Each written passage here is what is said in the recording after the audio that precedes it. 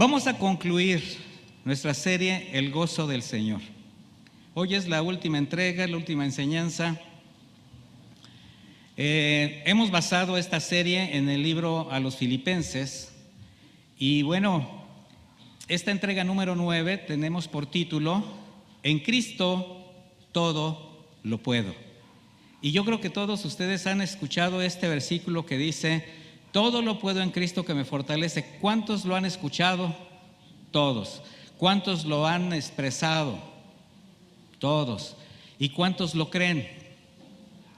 Ninguno. Todos. Pero si yo le hago la pregunta, ¿realmente usted cree que todo lo puede en Cristo porque lo fortalece? ¿Es una realidad en su vida? No conteste a la ligera, medítelo. ¿Realmente usted cree que sí, todo lo puede en Cristo porque Él lo fortalece? Y lo vamos a estudiar. Porque a veces nosotros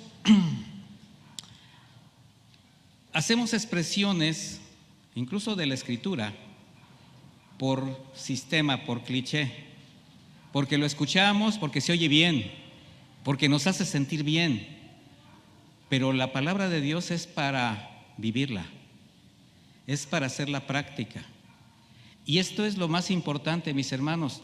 Y para hacer práctica la palabra de Dios, lo primero que tenemos que tener es convicciones.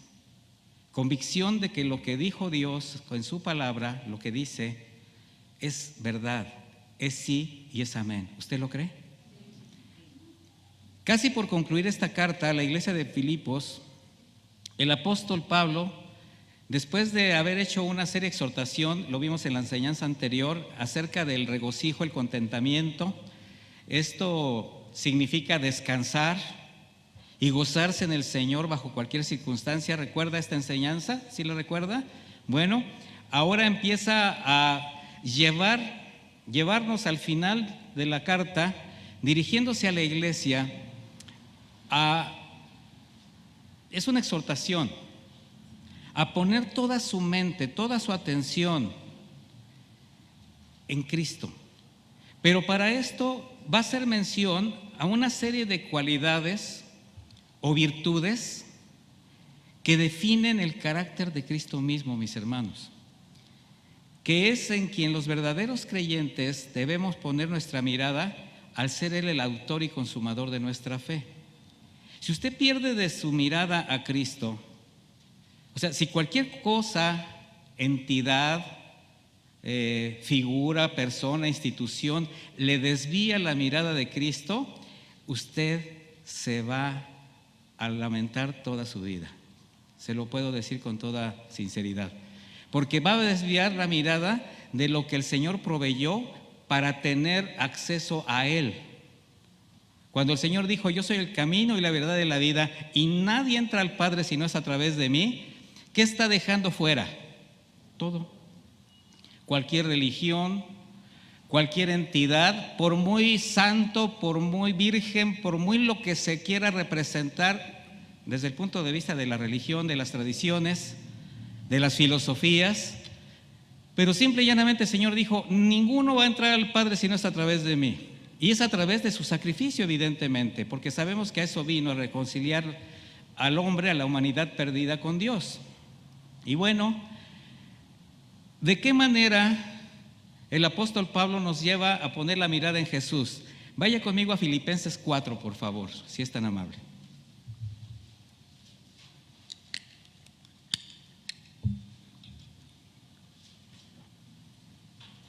Filipenses 4, versículo 8. Y comienza diciendo: por lo demás, hermanos. O sea, es así casi un por tanto, una conclusión. Recuerda que estoy con Reina Valera actualizada, contemporánea, que nos da una traducción un poco más sencilla. Por lo demás, hermanos, piensen en todo lo que es verdadero. Vaya usted así haciendo este análisis. En todo lo honesto, en todo lo justo, en todo lo puro, en todo lo amable, en todo lo que es digno de alabanza. Si hay en ello alguna virtud, si hay algo que admirar, piensen en ello. ¿Qué es todo lo verdadero, mis hermanos? Es lo que es real, lo que es infalible, lo que es genuino. Es entender que hay una sola verdad que nos lleva por el camino de la vida eterna. Todo lo honesto, es todo lo respetable, todo lo decoroso, todo lo noble, lo ejemplar, todo lo justo, lo que es equilibrado, lo que es íntegro, lo que es irreprensible, lo que es recto, todo lo puro, lo santo, lo apartado de pecado, sin contaminación y sin mancha, todo lo amable. Estamos hablando de todo lo dulce, lo benigno, lo generoso, lo compasivo, todo lo de buen hombre, de reputación intachable, digno de adoración y alabanza. Y dice el apóstol Pablo, si hay alguna virtud, si algo es admirable, dirijan sus pensamientos a ello. Pongan su atención a todo esto. Mire, este pasaje se ha considerado por algunos eruditos como el resumen más corto de la persona de Jesucristo nuestro Señor.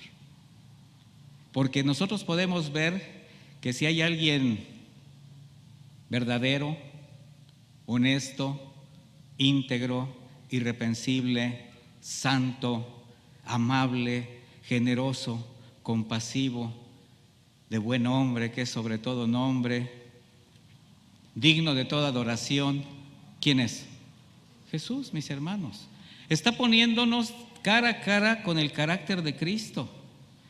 Así es como entonces podemos entender al apóstol Pablo cuando él decía que su vida era Cristo. Para mí vivir es Cristo, morir es ganancia. ¿Por qué? Porque vivir en Cristo es tener presente en todo momento a Jesús, su amor, su carácter, su justicia, su santidad, aprender cada vez a ser como Él, porque recuerde que lo que el Espíritu Santo hace en nuestras vidas, desde el momento en que somos redimidos, sellados por su Santo Espíritu, es empezar a moldear nuestro carácter para ser imitadores de Él, porque solamente así podremos vivir como luz en un mundo lleno de tinieblas.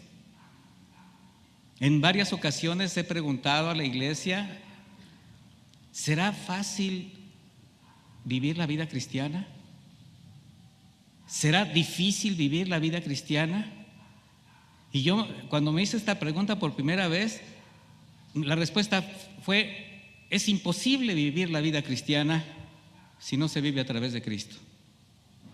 Porque Él es el único que puede vivir la verdadera vida cristiana. ¿Sí me doy a entender?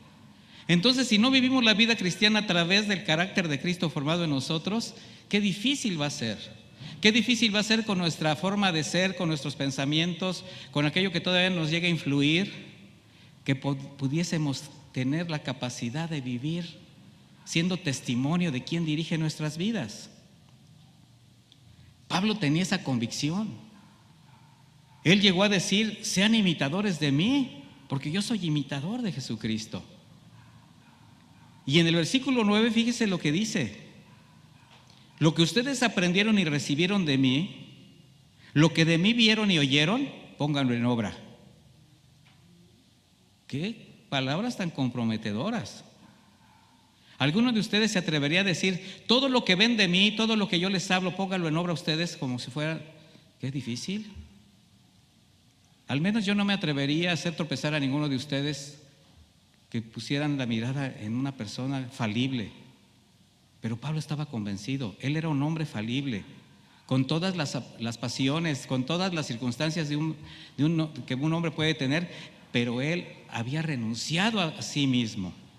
Para mí el vivir en Cristo, y dice, así como oyeron, así como vieron mi testimonio, pónganlo por obra. Dice, y el Dios de paz estará con ustedes. Mira, mi hermano, una de las, le podría yo decir como de los síntomas o de las señales de que tú estás caminando con el Señor, es que tienes paz.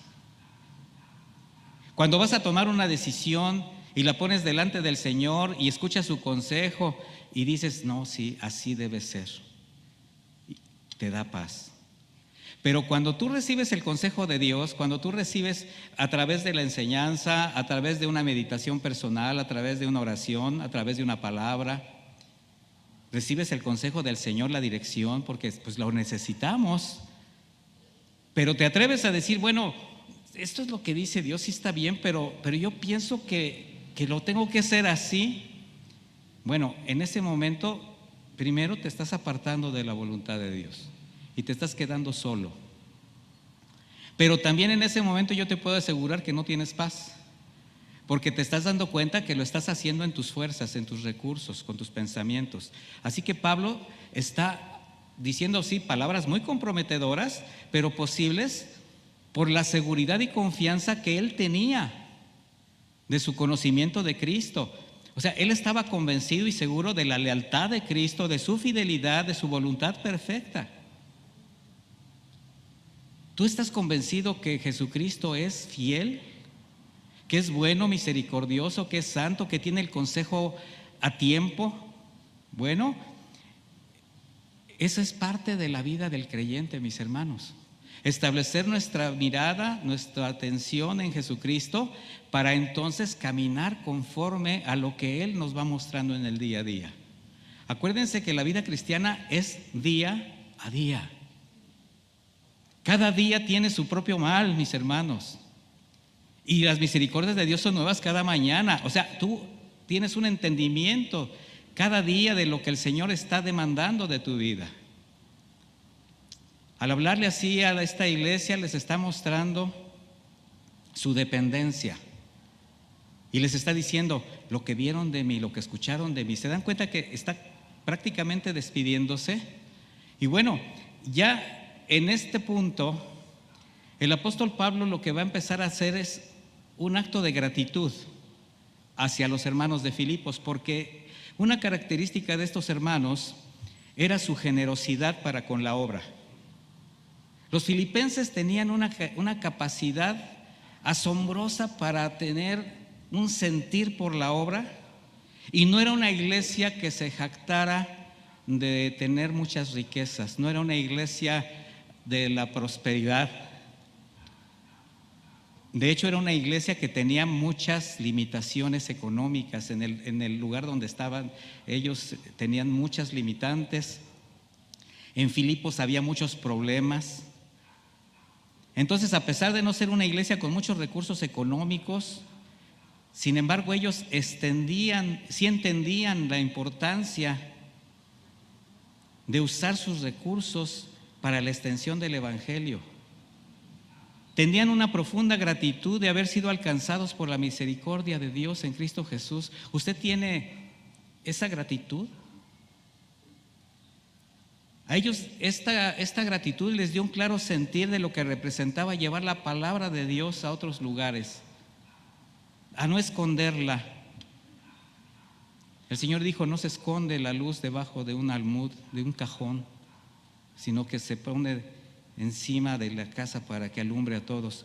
Bueno, por eso ellos, entendiendo este proceso de la obra, recuerde que pues la iglesia apenas se estaba fundando, apenas se estaban estableciendo las iglesias, y el apóstol Pablo, bueno, era un precursor, era un misionero, y a él le iban extendiendo su cuidado. El contexto es que durante 2 años la iglesia de Filipos había perdido el contacto con Pablo porque estuvo preso. Y después de haber sido detenido y encarcelado, fue enviado a Jerusalén. Ahí fue cuando empezaron a saber nuevamente de él. 2 años. De tal manera que al ser trasladado a la prisión en Roma, entonces los filipenses, a través de Epafrodito, quien era el encargado de esa iglesia y que precisamente le llevó un informe general de todo lo que estaba sucediendo, pues la respuesta a ese informe la hemos visto a lo largo de toda la carta, ¿verdad?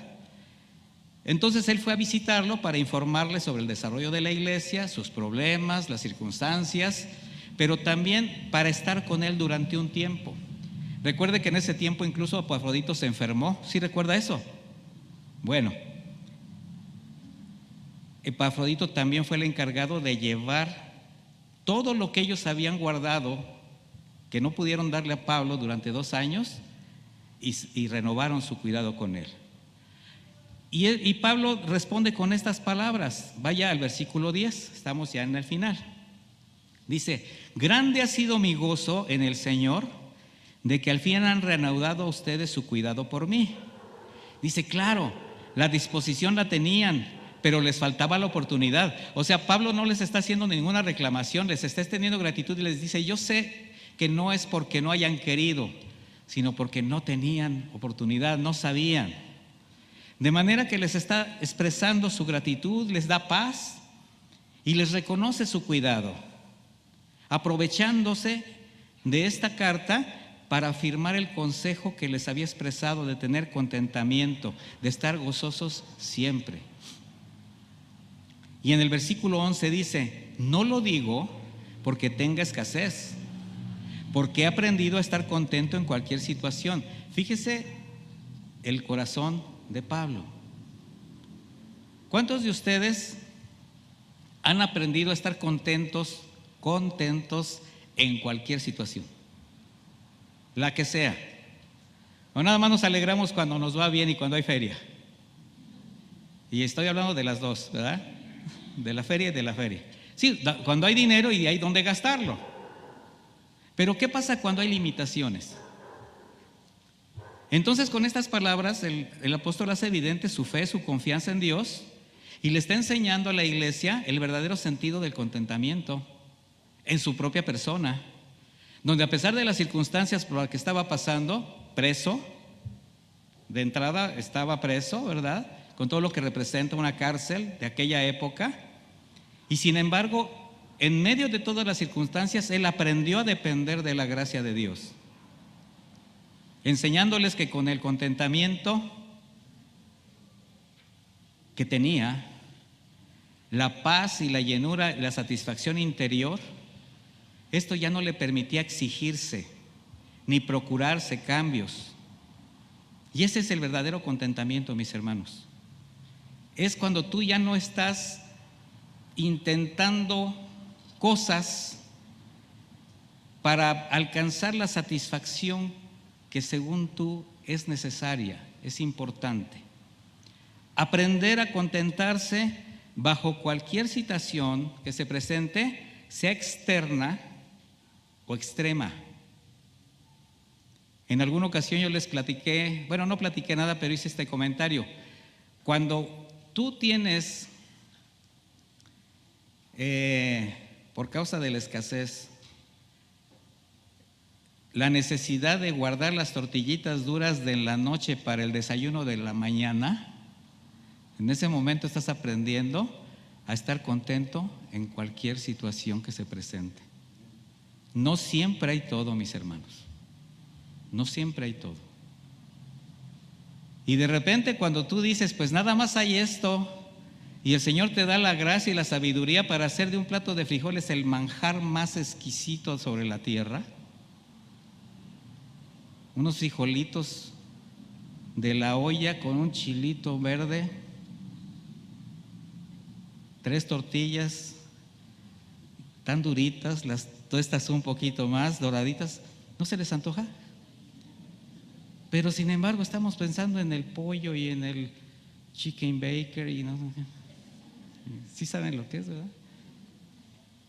Bueno, mis hermanos, es aprender a depender del Señor confiando en su respuesta a tiempo, porque el Señor siempre tiene una respuesta a tiempo.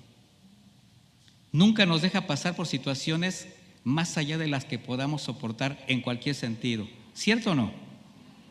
Y esto nos lleva a meditar en algo, mis hermanos. ¿Cómo reaccionamos ante las circunstancias, voy a hablar de las adversas, que se presentan? ¿Con disgusto? Imagínense una mala noticia, una enfermedad, un problema familiar. Aunque en este contexto Pablo está hablando de ser probados en el área de la provisión, es de lo que está hablando, de la escasez, de la economía, del sustento diario. Y ahí es en donde él está diciendo, no es porque tenga necesidad, porque he aprendido a contentarme bajo cualquier circunstancia. ¿Por qué Pablo les enseña esto? Y lo enseña a la iglesia en general, porque no es difícil pensar que en este punto es donde se puede debilitar mucho la fe, cuando no hay. Caer en conductas de inconformidad que pueden llevar incluso a la imprudencia, endeudarse, cometer fraudes, robar. ¿Usted cree que la necesidad es capaz de llevar al hombre a hacer esas cosas? Por supuesto. Pero si confiamos en el Señor, ¿será que podemos aprender a contentarnos bajo cualquier circunstancia esperando su respuesta a tiempo? ¿Usted qué cree? Entonces, intentar hacer algo de esa manera, antes que remediar, lo que va a hacer es poner en mayor riesgo la situación que se presente posterior. Es el clásico de cavar un hoyo para tapar otro. Y vas haciendo la cadenita del hoyo y de repente ya tienes un super hoyo para tapar un hueco de canica. Prosigue diciendo, versículo 12, sé vivir con limitaciones y también sé tener abundancia. En todo y por todo estoy enseñado, tanto para estar satisfecho como para tener hambre, lo mismo para tener abundancia que para sufrir necesidad. Vaya que Pablo entendía este proceso, porque también el Señor nos prueba cuando hay abundancia. Y nos prueba de una manera impresionante, porque cuando hay escasez es bien fácil estarse acercando al Señor y hasta doblar rodilla. Pero cuando hay abundancia, hasta nos olvidamos del Señor. Y Pablo está diciendo, en limitaciones y en abundancia. Porque es un hecho que cuando no hay otro remedio, aunque no nos guste, tenemos que aprender a vivir con limitaciones y escasez, ¿cierto o no? Aunque no nos guste. O sea, aprendemos a vivir con la limitación, pero no con contentamiento por esa limitación. Y eso es a lo que se refiere el apóstol Pablo. Que haya un contentamiento, que haya un acto en el cual estás esperando con fe y aprovechas lo que tienes a mano. Vives con lo que tienes en ese momento, confiando en la respuesta del Señor. Y eso es lo que a veces es más difícil.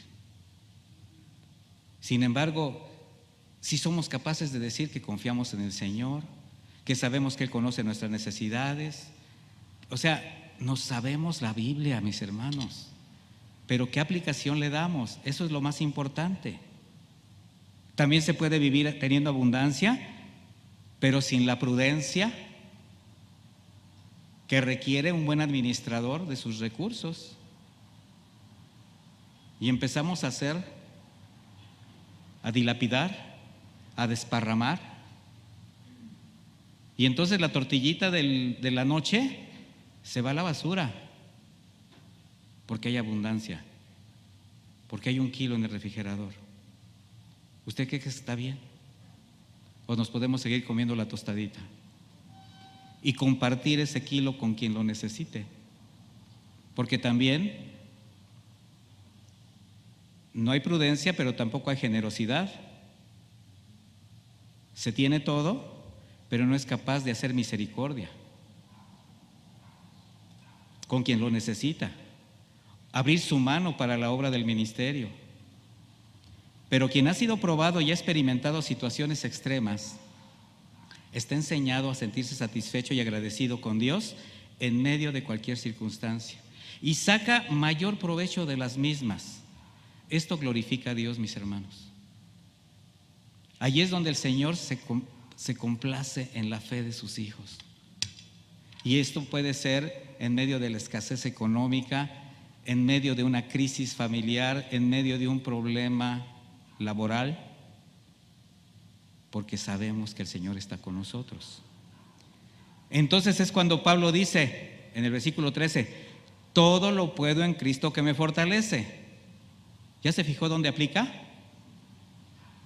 No es para estar haciendo expresiones triunfalistas. En victoria, hermano, en victoria todo lo puedo en Cristo que me fortalece, aleluya, gloria a Dios. No, mi hermano, no se meta a ese terreno tan peligroso, porque solamente lo hacen emocionarse, pero no le encuentra mayor sentido a las palabras del Señor. Y entonces, ¿cómo aplicar esta frase, esta expresión en nuestra vida? Con contentamiento y gratitud bajo cualquier circunstancia, no como un cliché emocional para demostrar una fortaleza de la que normalmente se carece. Es bien común que te pregunten ¿cómo estás? Y siempre digas bien. Y qué bueno que tengas ese contentamiento para decir que bien, pero ¿realmente estás bien? ¿Realmente estás satisfecho con la situación que estás pasando? En otra versión se traduce: y a todo puedo hacer frente porque es Cristo quien me sostiene. Fíjese qué bonita versión. A todo puedo hacer frente porque es Cristo quien me sostiene. ¿Usted puede hacerle frente a todo porque Cristo lo sostiene, mi hermano? Mire, por eso es importante aclarar que cuando Pablo dijo todo lo puedo en Cristo que me fortalece, no está diciendo literalmente que podía hacer cualquier cosa o de la manera como él quisiera, sin considerar si era apropiada o no, prudente o imprudente. No. Él está hablando de hechos. Está hablando de situaciones. Él mismo dijo: todo me es lícito, pero no todo me conviene. Todo me es lícito, pero no todo me edifica. Entonces, el saber y estar convencido que todo lo puedo en Cristo que me fortalece no me lleva a la imprudencia, ¿verdad que no? A cometer actos que finalmente me puedo arrepentir. ¿Cuántos has gastado de más cuando han tenido y de repente llega el final de la quincena y estás así como: ¿y ahora qué hago? En lugar de administrarte toda la quincena. Y estoy hablando de una quincena, pero ¿qué tal de una situación? De una temporada, fin de año, Buen Fin, Navidad, Año Nuevo. Y el sábado, y en enero, febrero ya, ¿qué estamos haciendo? Porque queremos ir a la feria.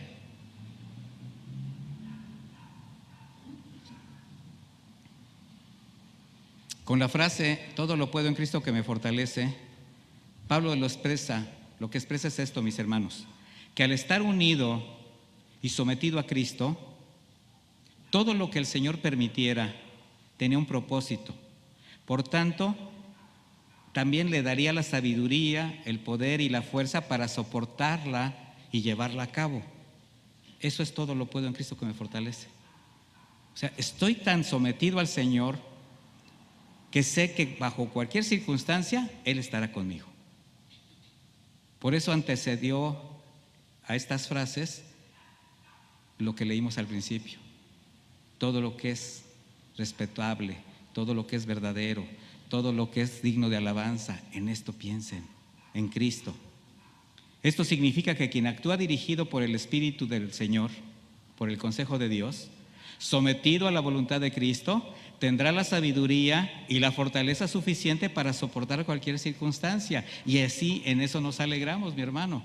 ¿Tiene usted el consejo de Dios a tiempo, sí o no? ¿Tiene la guía del Espíritu Santo? ¿Está el Señor Jesucristo con su consejo para que usted se sujete a Él? ¿Sí o no? Entonces, si usted sigue esta directriz de vida, pues tendrá la sabiduría y la fortaleza suficiente para soportar cualquier circunstancia esperando en Él. Por tanto, no significa que Cristo nos da un poder ilimitado para hacer lo que queramos, no, sino que nos proporciona la fuerza necesaria y nos capacita para cumplir y hacer lo que dentro de su voluntad tiene para nuestra vida. Porque Él es el que está encaminando nuestros pasos. Él es el que está preparando las obras para que anticipadamente, para que nosotros caminemos en ellas. Sujetos a Cristo, sometidos a Cristo.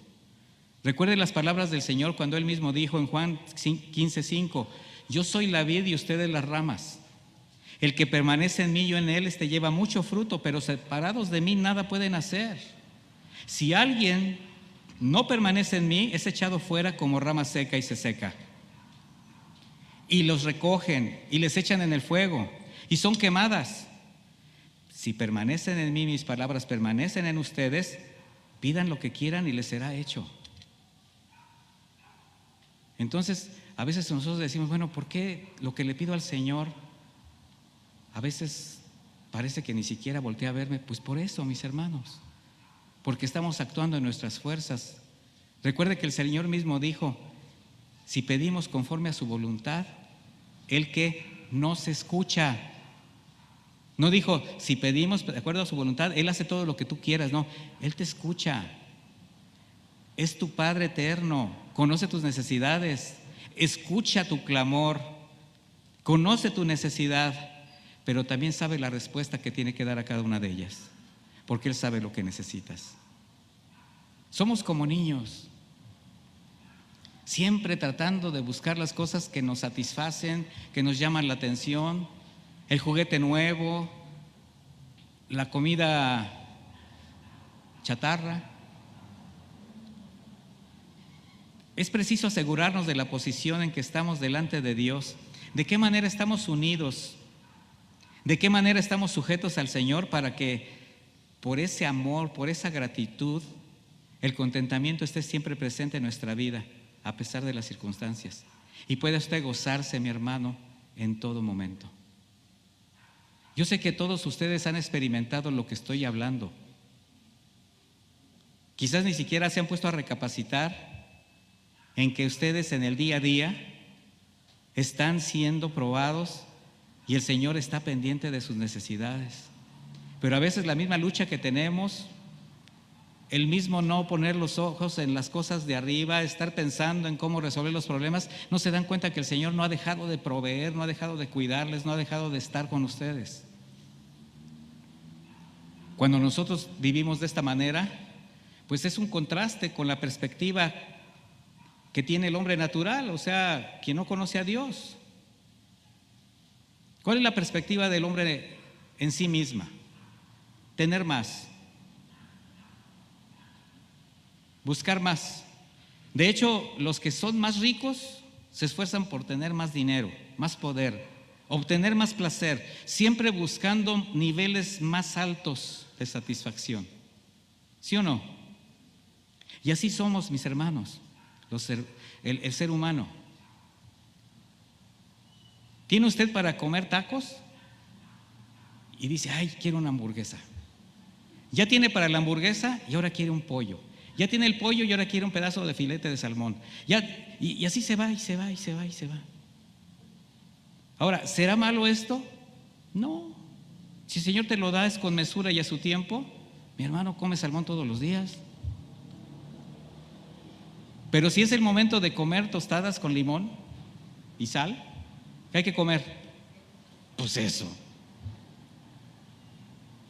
Les puedes aderezar con un poquito de cilantro. Pero el hombre, su parámetro es tener más que los demás, siempre insatisfechos. Encontré por ahí un lema que dice, el hombre que muere con más herramientas gana.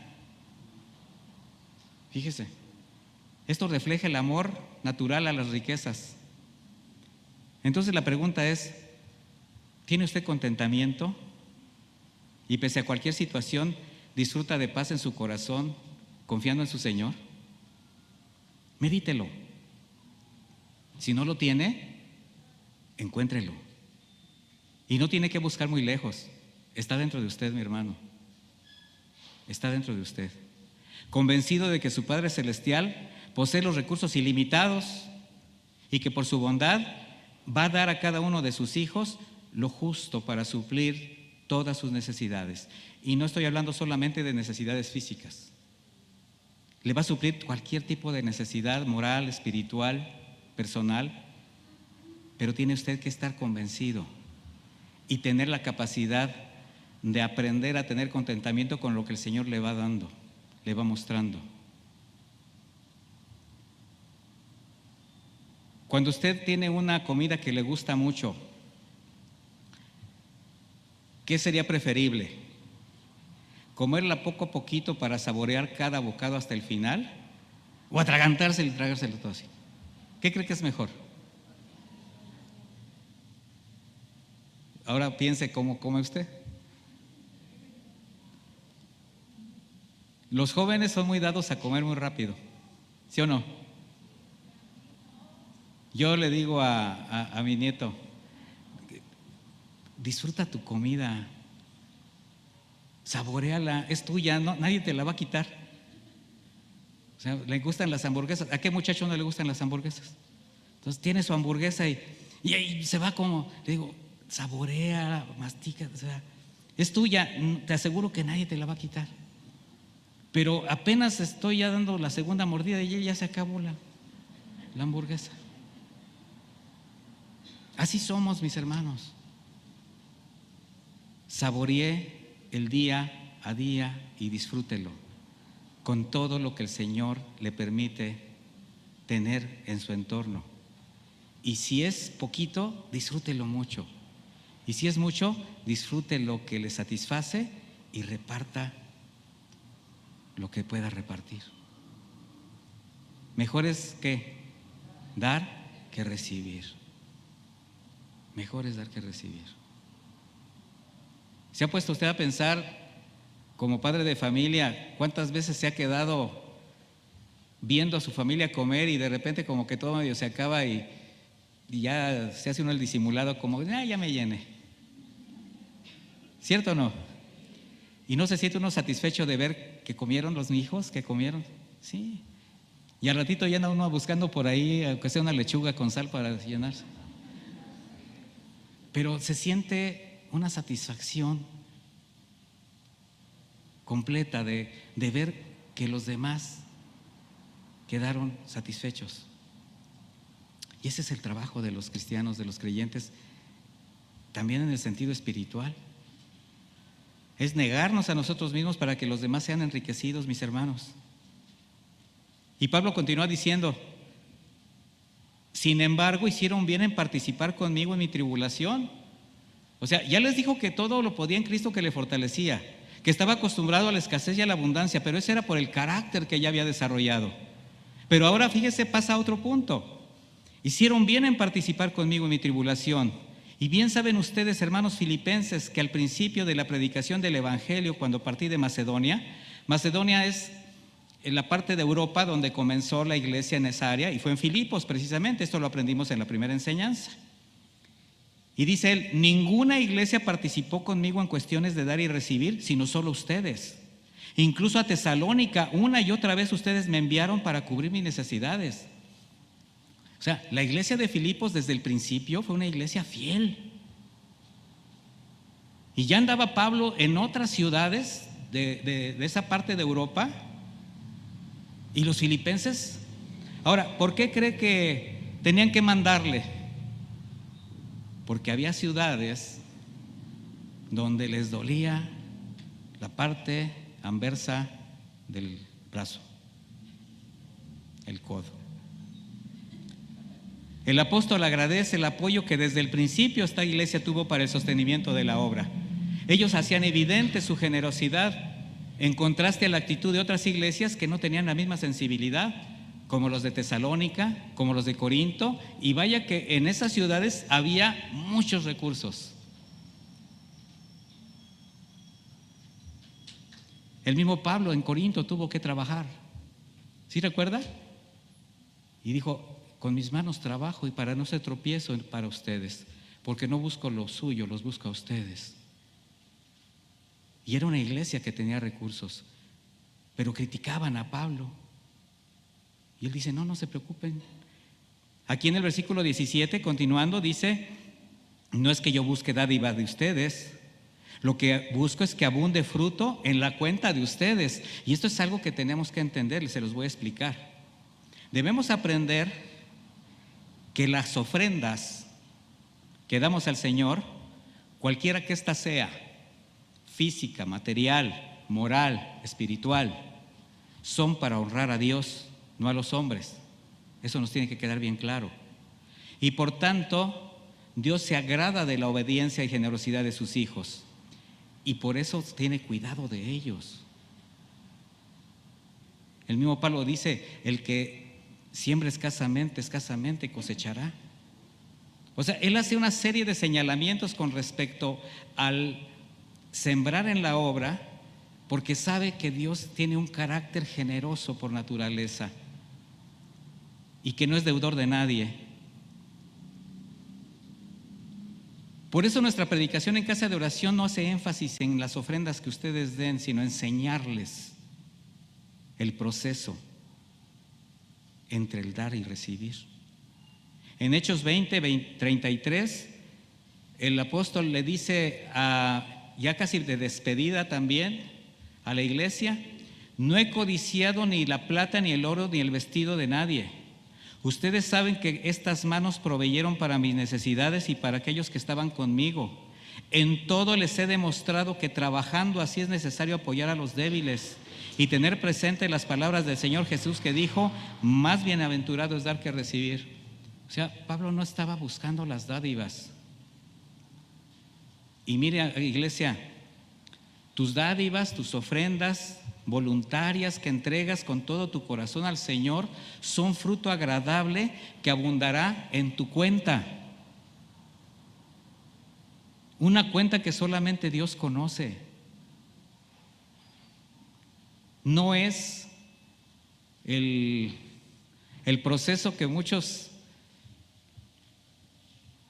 erradamente dicen: estás construyendo con tus ofrendas aquí una casa en los cielos.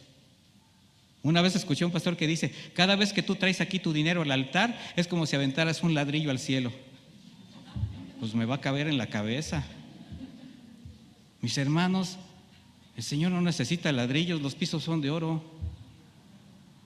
O sea, esos son absurdos, pero solamente motivados por la ambición de gente que se quiere enriquecer ilícitamente. Pero tus dádivas, tus ofrendas, tu trabajo, tu servicio, tu vida de santidad, todo eso abundará en tu cuenta. Y dice el versículo 18: pero todo lo he recibido y tengo abundancia, estoy lleno, y he recibido de Epafrodito lo que ustedes me enviaron. Fíjese cómo lo dice: sacrificio aceptable, de olor fragante y agradable a Dios. ¿Se da cuenta el nivel en el que pone las ofrendas? Un sacrificio agradable, de olor grato. Por eso cuando pedimos a las ofrendas les decimos: tu ofrenda voluntaria.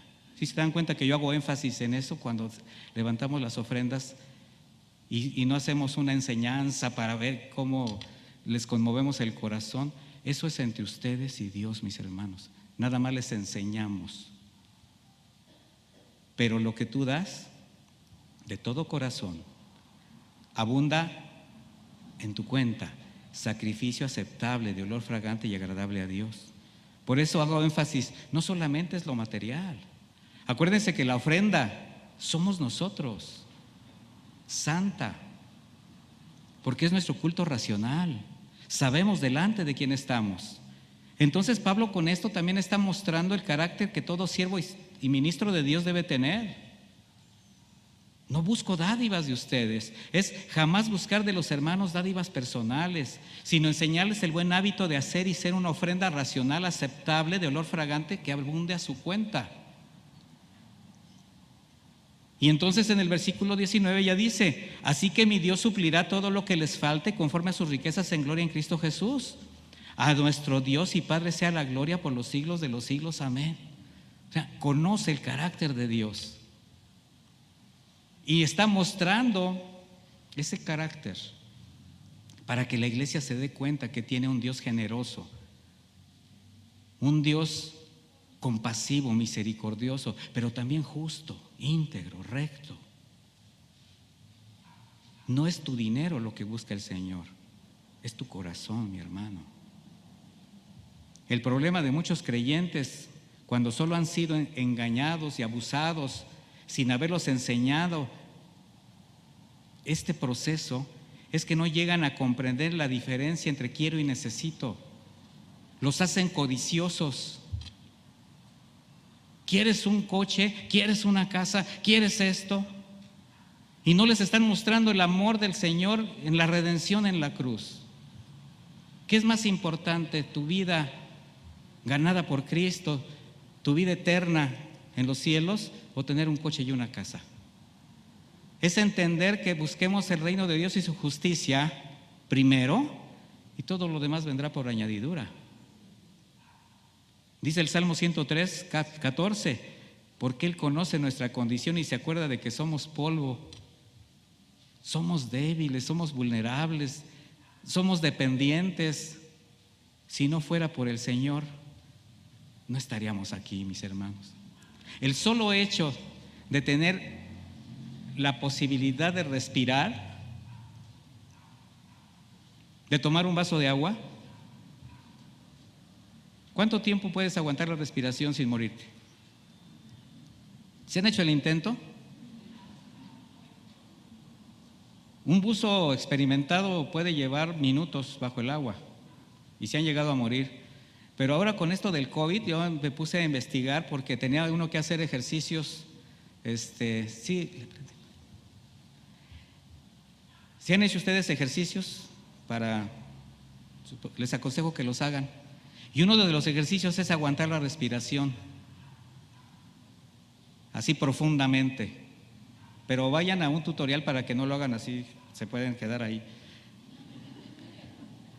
Pero si ustedes aguantan más de 45 segundos a un minuto, tienes unos superpulmones. Yo solamente aguanto 2 horas, pero ya después me da hambre. No, pero mire, tenemos de parte de Dios todo lo que nos da la vida y regateamos. El apóstol Pablo en 1 de Timoteo 6:6 le dice al apóstol, a su discípulo, pero la piedad es una gran ganancia cuando va acompañada de contentamiento. La piedad es la vida cristiana, es el caminar con Dios. Dice, porque nada hemos traído a este mundo y sin duda nada podremos sacar. Así que si tenemos sustento y abrigo, contentémonos con eso. ¿Tienes sustento y abrigo? Sí. El Señor se comprometió a que tuviésemos ¿qué? Sustento y abrigo. No se comprometió a que usted comiera en restaurantes caros todos los días o en buffets, no. En que tuviera sustento. No se comprometió a que tuviera usted una casa en la zona más transparente de la ciudad. Pero ¿tiene usted dónde vivir? ¿Tiene abrigo? ¿Tiene comidita? Entonces, dice, contentémonos con eso y dejemos que el Señor nos dé más añadiduras. Sorpréndase con el Señor todos los días, mi hermano, le decía al principio. Los creyentes tenemos que discernir que se están manifestando cada día con mayor intensidad las características de los últimos días, de los últimos tiempos. Y si no somos prudentes o no estamos fundamentados en la fe, podemos caer en la actitud codiciosa de quererlo todo. Nos va a contagiar este frenesí de tener, mis hermanos. Al mismo Timoteo le dijo, porque al final de los días habrá hombres amadores de sí mismos, avaros, vanagloriosos, soberbios.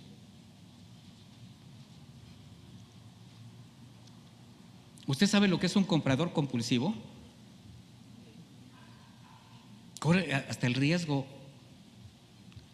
Es comprar por comprar. Cuando venía el Buen Fin les dije, cuidado, que no sea el Buen Fin de tus recursos. Tengan cuidado, no porque parece barato es necesario. Y mire, yo conozco personas que tienen en su closet, en su despensa, en su armario, en una bodega llena de polvo, lo que compraron, no han usado porque estaba barato. Y no son capaces ni siquiera de decir, bueno, pues si no sirve, pues lo regalo, lo doy. No, algún día lo usaré, algún día me servirá. Con la ropa eso es bien común. Se compraban un vestido cuando tenían talla 30 y todavía ya en 38 dicen, algún día lo usaré. Pantalones, suéteres. Lo que no has usado en un año, mi hermano, ya hasta pasó de moda. Sé generoso.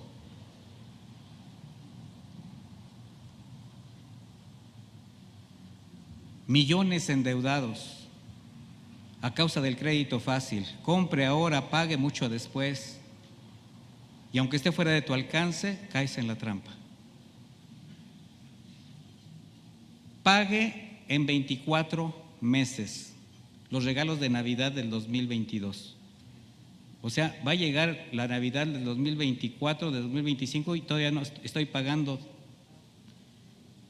Y me voy a endeudar el día de San Valentín y para las vacaciones de Semana Santa y hasta para el 5 de mayo, no sé. Mis hermanos, tenemos que aprender a ser prudentes, porque cuando el diablo pone la trampa, atrapa al hombre en sus pasiones desordenadas y esto arrastra a la familia, mis hermanos. Crisis económicas que han llegado a ser causa de disfunción familiar. O sea, les estoy hablando de cosas que conocemos que son reales. Por eso el Señor nos enseña el verdadero sentido del contentamiento, de la prudencia. Dios conoce y sabe lo que es mejor para cada uno de sus hijos. Así que siempre va a permitir lo justo para asegurar que recibamos lo que necesitamos. Y también algunos no sabrán manejar esto. Por eso es importante aprender. Mire, muchos por la codicia o por dejarse llevar por la corriente del mundo, incluso han descuidado su familia. Ahora es muy fácil que los hijos pidan desde muy pequeños cosas que pues no son ni para su edad. Y a veces los padres por comodidad o por el cariño que les tienen, el afecto, el capricho del niño, ¿verdad?, les acercan cosas que finalmente no van a ser para su edificación. El mismo Señor dijo: ¿qué acaso si tú tienes un hijo que te pide un pescado, le darás una serpiente? ¿O si te pide un pan, le darás una piedra? ¿A qué se refería? A dar las cosas que sí se necesitan, las que son provechosas. Entonces, si el Señor nos está dando lo que necesitamos, si incluso nos bendice con riquezas materiales, recordemos que solo somos mayordomos y debemos ser buenos administradores, que hagamos las cosas con sabiduría, agradecidos por la confianza de habernos confiado tantos bienes y tantas bendiciones. El Señor le está confiando sus riquezas en gloria, le está confiando su evangelio, le está confiando el que usted con todo lo que recibe de su parte pueda verterlo de gracia a otras personas. Así que, mis hermanos, tenemos que entender que nada es nuestro, que si llegamos desnudos nos vamos desnudos. Sí es bueno dejar un patrimonio a nuestros hijos, sí es bueno darles una carrera, sí es bueno dejarles un sustento, algo que los pueda permitir continuar su vida, sí. Pero va a ser siempre mejor que usted le enseñe la palabra de Dios para que sepan conducirse y aprovechar lo que usted les está dejando, lo que usted está trabajando para ellos. Se cuenta por miles las fortunas dilapidadas por hijos irresponsables que no fueron enseñados. Se cuenta por miles. Y el trabajo de un padre que fue honesto, que fue trabajador, o a lo mejor no lo fue, pero también fue descuidado en este trabajo tan indispensable de guiar bien a los hijos. Contentamiento. El apóstol nos está mostrando el verdadero sentido de vivir la vida cristiana conforme a lo que el Señor nos está dando en el día a día. Y como lo he dicho en otras ocasiones, Dios no está peleado ni se molesta porque tú tengas más, porque seas próspero, porque tengas un gran negocio. No, mi hermano, Él mismo te lo está confiando, Él mismo te lo está dando.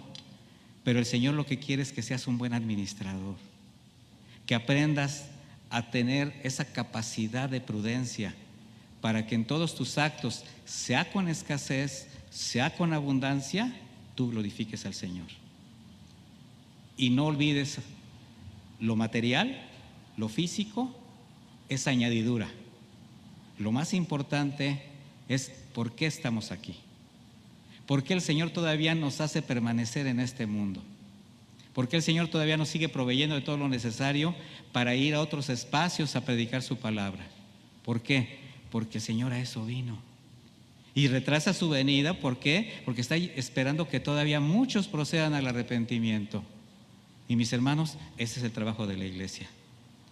Así que, ¿todo lo puedo en Cristo que me fortalece? ¿Sí o no? Sí. Pero ya sabemos de qué manera tenemos que hacer uso de este poder, de esta fortaleza, de estas riquezas, porque el Señor es bueno. Vamos a decírselo en una oración, si gusta acompañarme.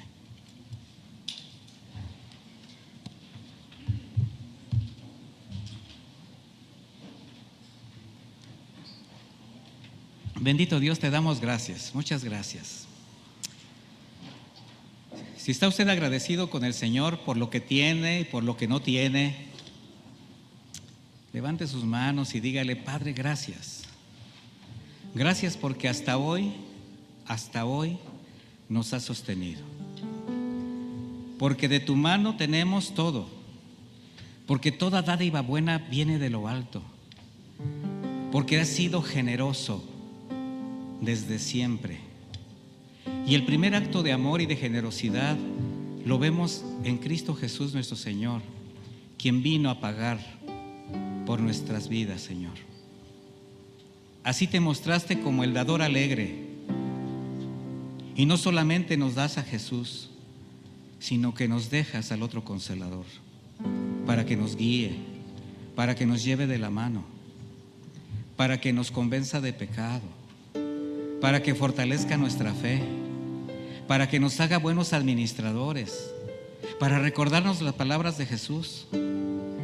Y Señor, lo único que tenemos que hacer es dóciles, sensibles a tu llamado, sensibles a tus palabras, y entender que todo es tuyo, Señor, y que tú te muestras por demás generoso para con nosotros, y que mientras estemos en este mundo, Padre eterno, te podamos honrar con nuestra vida, con nuestros recursos, con nuestro testimonio, con todo lo que tú nos has dado, Señor, porque nada somos, porque nada tenemos, y sabemos que sin ti nada podemos hacer. Así que, Padre, te damos gracias por habernos permitido concluir esta carta que nos ha dado tantas riquezas espirituales, tantos consejos, y los hacemos nuestros. Y hemos aprendido que el contentamiento forma parte de una vida que quiere honrarte, Señor.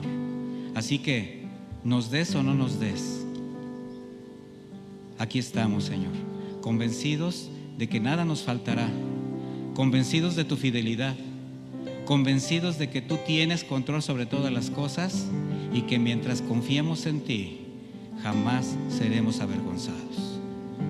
Te ruego que des a mis hermanos esa luz, ese entendimiento, para que cada día se conviertan en mejores administradores de lo que les das, mi Señor. Que comprendan el verdadero sentido del contentamiento, para que se muestren al mundo como quienes están convencidos que tienen un Dios poderoso, fuerte, santo, íntegro, generoso, que tiene cuidado de ellos. Así, de esta manera nos despedimos de esta reunión, no de tu presencia, para que nos sigas abundando en tu gracia, Señor, abundando en tu conocimiento, en tu sabiduría. Y gracias por tus misericordias. En el nombre de Jesús. Amén. Y amén. Que Dios les bendiga, mis hermanos.